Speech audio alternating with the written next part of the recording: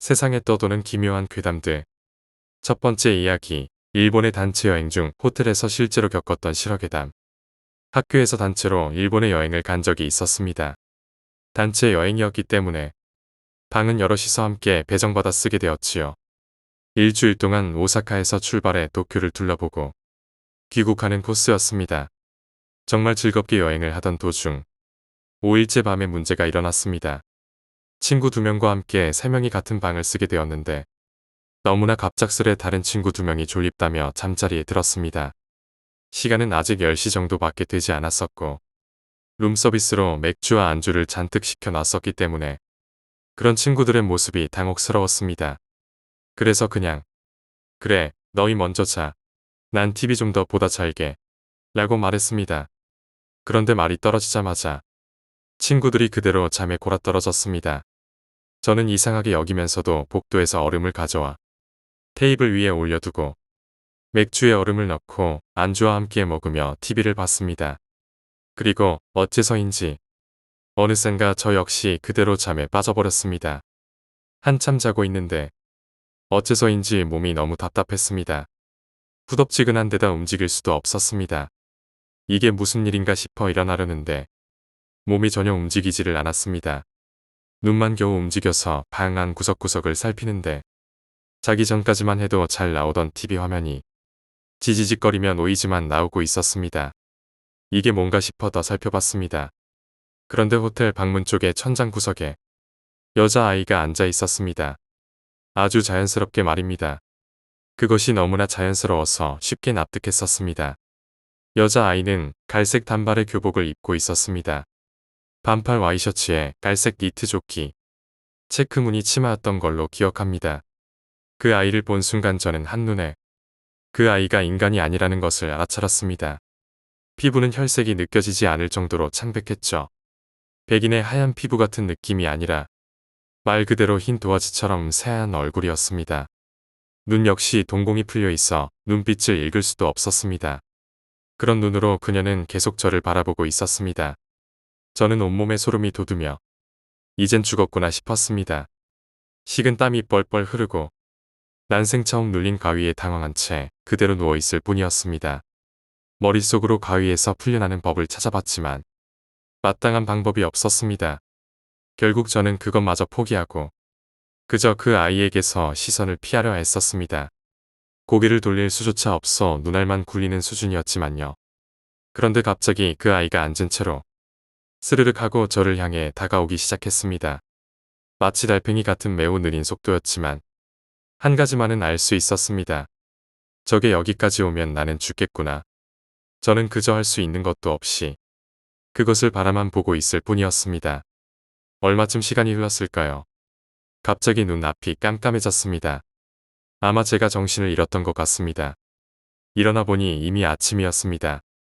친구들은 어느새 옷도 다 차려입고 짐까지 싸두었더군요. 저는 후다닥 일어나서 친구들에게 질문을 마구 던졌습니다. 너희 귀신 못 봤어? 나만 본 거야? 라고 말했죠. 하지만 친구들은 나에게 갑자기 무슨 헛소리냐며 핀잔을 주었죠.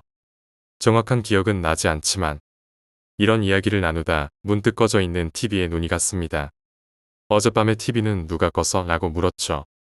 그러자 한 친구가 아침에 일어나니까 꺼져 있었다고 했죠. 그리고 내가 먹던 얼음은 누가 버린 거냐고 물었지만 얼음통도 없는데 무슨 소리냐고 했죠. 제가 가져왔던 얼음통은 감쪽같이 사라져 있고 TV도 꺼져 있었습니다. 저는 어제 그 일이 꿈이었던 것으로 생각하고 안도의 한숨을 내쉬며 침대에서 일어났습니다. 그런데 테이블에는 제가 전날 밤에 얼음통을 올려뒀던 자리에 물기가 흥건히 남아 있었습니다. 얼음통은 결국 복도의 얼음 자판기 앞에서도 찾을 수 없었고 그 층 어느 곳에도 없었습니다. 그 귀신은 과연 저에게 무슨 말을 하고 싶었던 것일까요?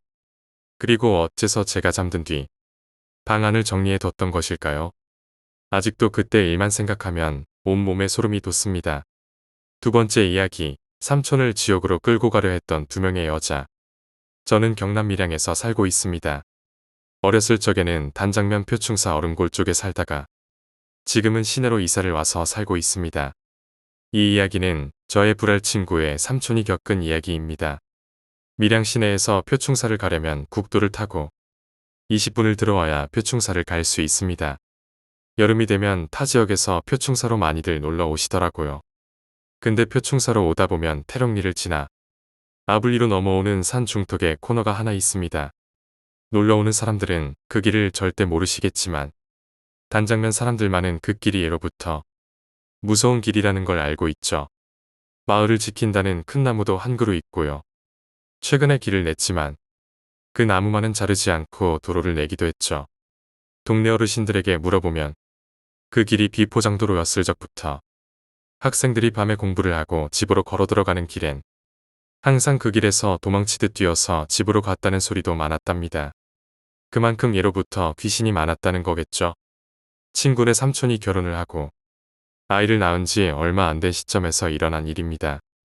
그날은 밀양 시내에서 잔치가 있어 늦은 밤까지 잔칫집에서 술을 거하게 마셨었다네요. 근데 술을 많이 마셔도 정신이 멀쩡한 상태 있잖아요. 그 상태에서 차를 타고 20분이 되는 거리를 혼자 들어오셨답니다. 그때가 아마 여름인데 그 코너길에서 한 300m만 더 가면 유원지가 있고 그 당시 여름엔 그 밤길을 술을 먹고 걷는 혈기왕성한 남녀들이 간간히 보이곤 했다고 하네요.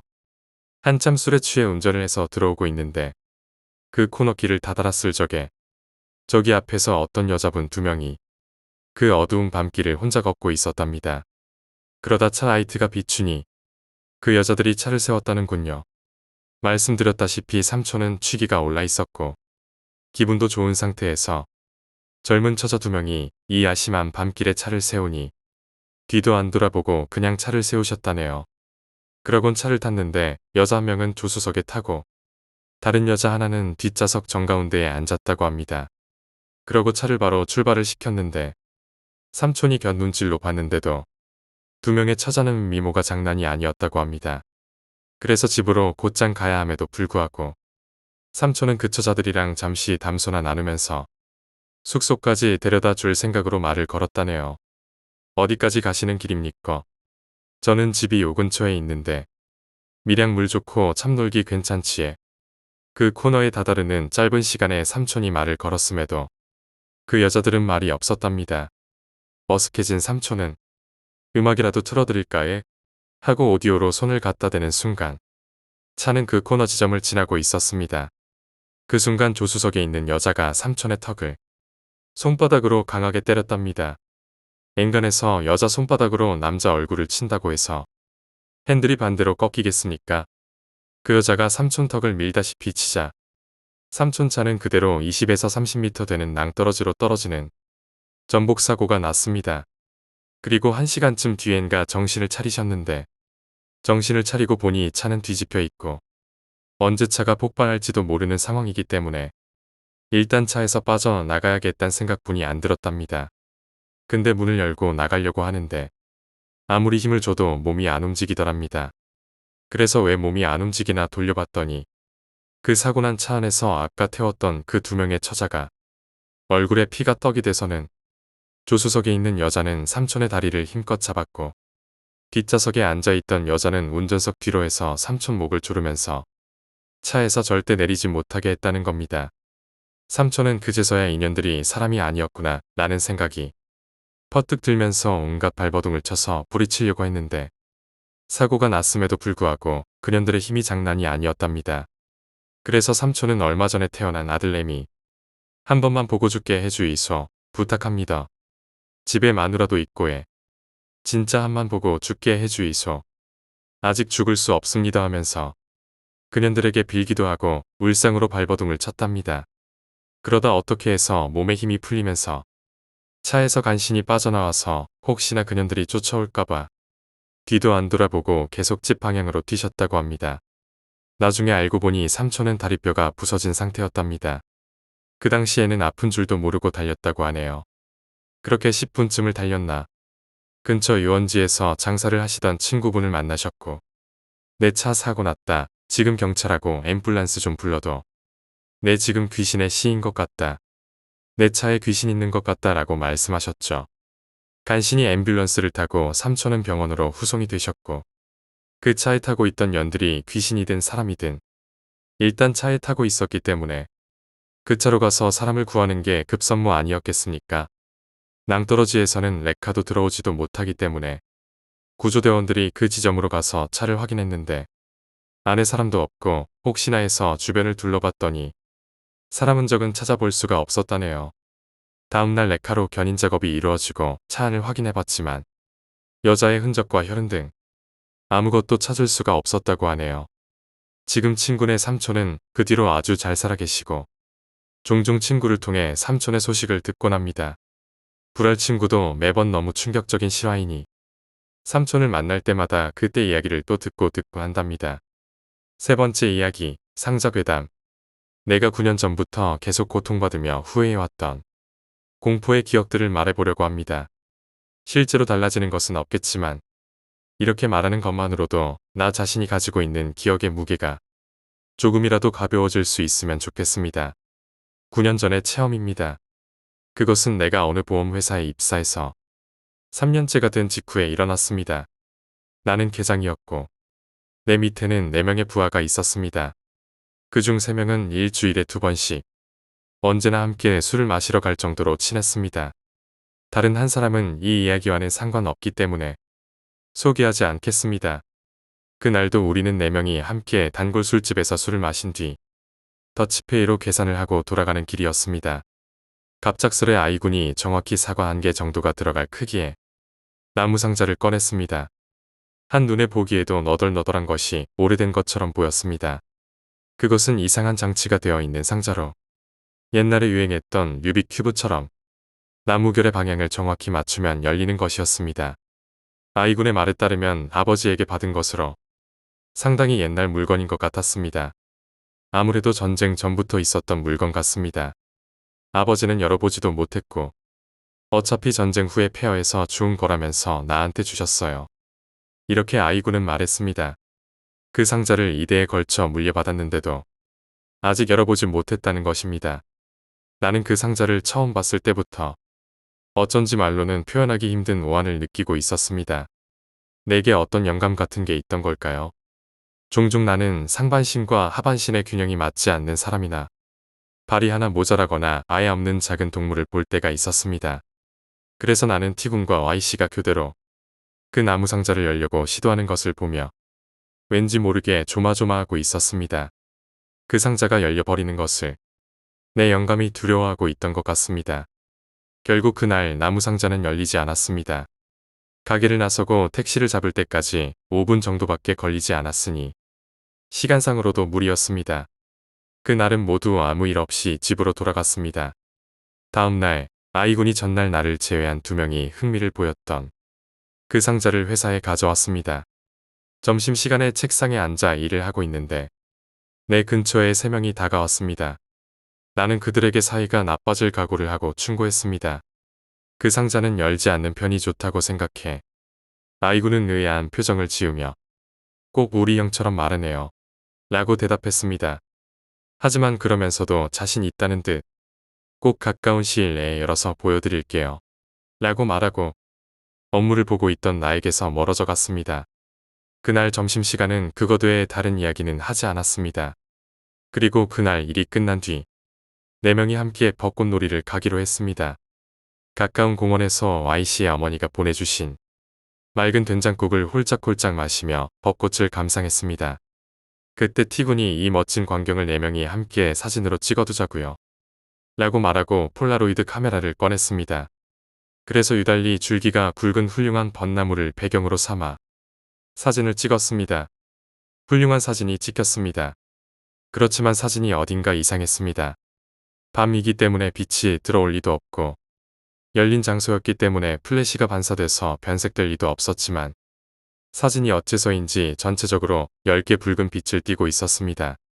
T군은 이런 경우도 있어요. 라고 말하고는 다시 전원이 함께 사진을 찍었습니다. 그렇지만 또다시 같은 현상이 일어났습니다. T군은 너무 넓은 범위에서 찍어서 쓸데없는 게 들어가는 건지도 몰라요. 필름은 넉넉하니까 한 사람씩 찍죠. 라고 말했습니다. 그래서 나와 다른 3명이 순서대로 사진을 찍게 되었습니다. 먼저 내 사진입니다. 다행히도 사진은 깨끗하게 잘 찍혔습니다. Y씨의 사진 역시 잘 찍혔습니다. 문제는 그 다음 차례였던 아이군이었습니다. 처음 찍은 사진은 아까 찍었던 것보다 어째서인지 붉은 빛이 강하게 맴돌고 있었습니다. 이상하게 여겨 한 장 더 찍어보니 아이군의 주위에 붉은색이 아니라 노란색에 가까운 얇은 비닐 같은 것이 옮겨 붙고 있었습니다. 기분 나빠하면서도 아이군은 다시 한번 찍어달라고 티군에게 부탁했습니다. 그리고 찍힌 사진을 보고 티군은 뭔가 이상해 라고 소리쳤습니다. 우리들은 티군에게 달려가 그 사진을 봤습니다. 사진에는 믿을 수 없는 광경이 찍혀 있었습니다. 셀 수 없이 많은 노란 손이 아이군의 상반신의 사방팔방에서 얽혀서 아이군의 얼굴은 보이지도 않고 그나마 손이 닿지 않은 하반신도 선명한 붉은색으로 물들어 있었습니다. 아이군은 이 사진을 보고 겁에 질려서 우리에게 고백을 하나 했습니다. 그 내용은 다음과 같은 것이었습니다. 사실 오늘 점심시간 후에 인쇄실에서 복사를 하면서 나무 상자를 만지다가 결국 상자를 열었어요. 안에는 너덜너덜한 포대가 있었어요. 거기에 천황을 위해 명예로운 죽음을 맞아라라고 적혀 있었습니다. 안을 열어보니까 수많은 손톱과 머리털이 다발로 들어있어서 너무 기분 나쁜 나머지 그대로 소각로에 버렸어요. 우리들은 곧 그것을 절에 가져가 이야기를 하고 사진을 공양해달라고 부탁했습니다. 하지만 절의 주지 스님이 말하길 당신들이 연 것은 매우 위험한 것입니다. 여러분들이 가지고 온 사진을 공양해봐야 영혼의 분노는 가라앉지 않아요. 그 나무 상자를 가지고 오십시오. 그것을 공양하면 안에 갇혀있던 혼도 구제됩니다. 부디 가지고 와주십시오. 라고 말하고 오늘은 일단 돌아가라고 등을 떠밀었습니다. 그러나 결국 아이군에게 있어 그날은 생의 마지막 날이 되고 말았습니다. 다음 날 아침 아이군이 어제 집으로 돌아가던 도중 집 근처에서 자동차에 부딪혀 몸이 잘려 죽었다는 소식을 들었습니다. 하반신은 불타는 자동차의 타이어에 말려 들어가 같이 타서 눌러버리고 상반신은 거기서 20m는 더 날아가 그대로 죽어버린 것입니다. 그날 나와 티군 그리고 Y씨는 그의 어머니에게서 나무 상자를 받아 그것을 절의 주지 스님에게 가져갔습니다. 그러나 주지 스님은 이 상자는 원념 그 자체입니다. 게다가 이제는 사람의 것이라고는 볼 수 없을 정도로 강해요. 이 영혼들의 분노를 가라앉히는 것은 어렵습니다. 공양해드리고 싶습니다만 시간이 조금 걸릴 겁니다. 그래도 괜찮겠습니까? 라고 말했다. 아이군이 죽는 데까지는 겨우 반나절밖에 걸리지 않았습니다. 우리들은 그렇게까지 오래 기다릴 수 없다고 생각해서 그저 주지 스님으로부터 신체의 안전을 지켜준다는 독경을 전해 듣고 물러났습니다. 그리고 그해 12월 우리들이 그 상자에 관한 것을 거의 잊어버렸을 무렵 Y씨가 불에 타서 죽었습니다. 화재의 원인은 스토브의 불완전 연소였다고 합니다. 남은 것은 나와 티군뿐. 무서워진 우리는 회사에 전근을 요청했습니다. 일이 일어난 이곳에서 도망치면 영혼들도 우리를 잡지 못할 것이라고 생각했기 때문입니다. 그렇게 생각하고 싶지는 않았지만 이미 어느 한쪽이 홀려 있을지도 몰랐기 때문에 서로 합의하에 다른 곳으로 전근을 가게 되었습니다. 그러나 그 생각은 그저 어설픈 바람에 지나지 않았습니다. 그때부터 9년이 지났습니다. 정말로 악몽 같은 9년이었습니다. 티군은 전근을 간 뒤 2년 만에 결혼을 했습니다. 하지만 첫째 아이는 태어난 지 한 달도 안 돼서 폐렴으로 세상을 떠났고 둘째 아이도 유산이었습니다. 그와 동시에 유산으로 인해 티군의 아내 역시 건강이 나빠져 중병을 앓다가 그 사건으로부터 6년째가 되던 해에 세상을 떠났습니다. 정신적으로 지쳐있던 탓일까요? 티군마저 그 다음에 회사 건물 옥상에서 뛰어내려 유명을 달리했습니다. 그리고 2년이 지났습니다. 최근 들어 심장 박동이 갑작스레 심하게 뛰는 일이 잦아 병원을 찾고 있습니다. 게다가 꿈에 먼저 세상을 떠난 3명의 동료들이 자주 나타납니다. 앞으로 내가 어떻게 될지 나도 모르겠습니다. 마음 같아서는 모든 것이 공포에 의한 스트레스라고 생각하고 넘겨버리고 싶습니다. 하지만 나를 제외한 3명이 모두 세상을 떠났으니 이제 나도 얼마 남지 않은 것일지도 모릅니다. 네 번째 이야기, 식물인간 실화괴담. 가수 연습생을 하던 여학생이 있었습니다. 굉장히 귀여운 외모에 또 애교가 많고 선천적으로 쾌활한 성격이라 연습생 시절부터 팬카페가 만들어지는 등 여러모로 기대를 받았던 아이입니다. 처음부터 인기가 많았으므로 많은 소속사 스카우터들이 눈독을 들였지요. 하지만 이 재능만은 17살 소녀의 운명은 참혹했습니다. 어느 날 교통사고를 당한 것이지요. 교통사고라고 해서 팔다리가 부러지고 장기가 찢어지는 끔찍한 사고는 아니었습니다. 흔한 쌓인 승용차가 가볍게 소녀를 들이받았습니다. 하지만 승합차는 매우 불행하게도 소녀의 중 척추 부근을 손상시켰습니다. 그녀는 이제 더 이상 말을 할 수 없습니다. 뇌의 명령체계가 뉴런을 통해 신체로 전해지는 곳이지요. 식물인간이 된 것이에요. 매우 운이 나쁘달 수밖에 없죠. 그녀의 사고 소식은 데뷔하지도 못한 그녀를 좋아하던 많은 팬카페의 남성들을 슬픔에 빠뜨렸습니다. 또 그녀가 식물인간이 된 채 격리되어 있는 병원에도 많은 방문객들이 찾아왔습니다. 하지만 그녀를 만날 순 없었죠.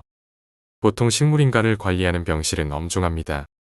과거의 장기 밀매 같은 불법적인 일들이 다루어진 적도 있기 때문에 참으로 엄격하게 관리되고 있지요.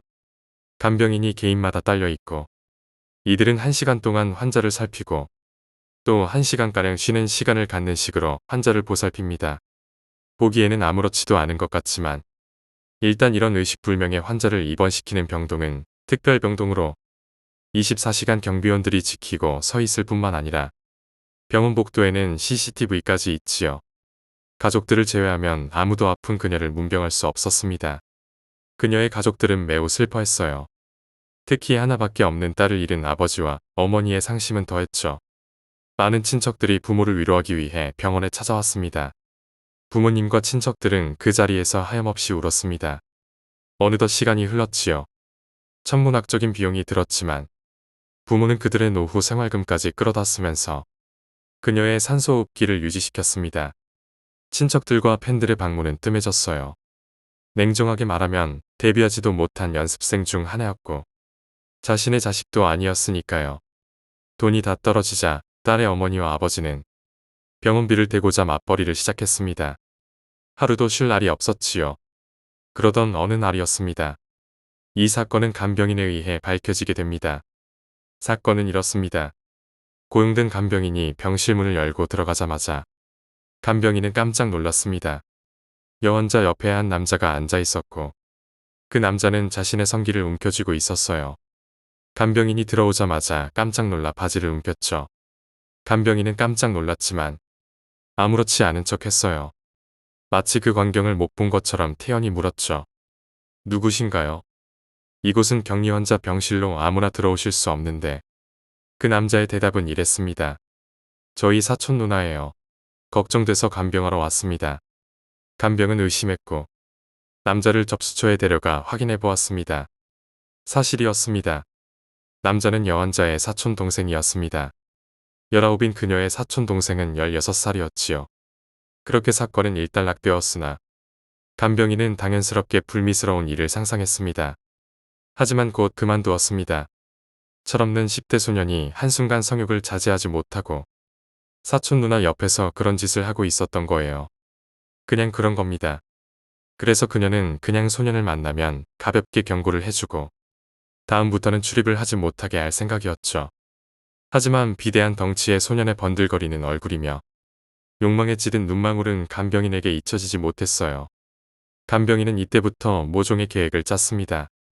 원래는 병실 내부에는 CCTV를 둘 수 없어요. 하지만 그녀는 몰래 소형 카메라를 설치했습니다.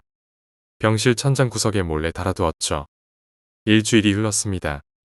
간병인은 접수처에 문의하여 소년이 주말을 통해 한 번 문병을 왔다 갔다는 것을 알아냈습니다. 간병인은 카메라를 회수하여 집에 가져와 테이프를 돌렸습니다. 그녀는 경악했어요. 16살 사촌 동생은 조심스럽게 병실 문을 열고 들어왔어요. 그리고는 시계를 쳐다보았습니다. 간병인 자신이 정확히 한 시간을 쉬는 타임이었어요. 소녀는 침대로 다가갔습니다. 바지를 벗었어요. 그리고는 양손으로 사촌 누나의 병원복을 우직스럽게 헤쳤습니다. 상의 단추를 풀더니 하의를 내립니다. 침대에 올라섭니다. 그 뒤에는 말씀드리지 않아도 아시겠죠. 헐떡이며 움직이는 소년의 퉁퉁한 엉덩이 외에 간병인은 아무것도 볼 수 없었어요. 20여 분 뒤 소년은 침대에서 나려와 자신의 옷을 여밉니다. 그리고 만족스러운 표정으로 사촌 누이의 바지를 올리고 상의 단추를 채웁니다. 잠시 누나를 물끄러미 쳐다보던 그는 옆에 의자에 털썩 앉고 가져온 가방에서 책을 꺼내 읽기 시작합니다. 1시간가량 지나자 소녀의 부모가 옵니다. 간병인은 테이프의 소리를 높였습니다. 소녀의 부모가 말합니다. 정말 고맙다. 무심한 친척들에 비해 너밖에 없구나. 번거로울 텐데도 매번 이렇게 찾아와 주니 어떻게 감사해야 할지 모르겠구나. 소녀는 대답해요. 맞벌이 하시는 두 분을 대신해 누나를 돌봐드리는 것일 뿐. 간병인은 곧바로 부모에게 알린 후 당장 경찰에 신고를 했습니다. 소녀는 곧 경찰에 체포되었고 간병인이 촬영한 테이프는 증거물로 채택되었지요.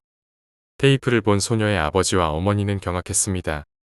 그리고 분노했죠. 어머니는 혼절했습니다. 경찰은 소년에게 범행을 저지르게 된 동기가 뭔지 신문했습니다. 소년은 어릴 적부터 사촌 누나를 남몰래 연모해 왔다고 답했습니다.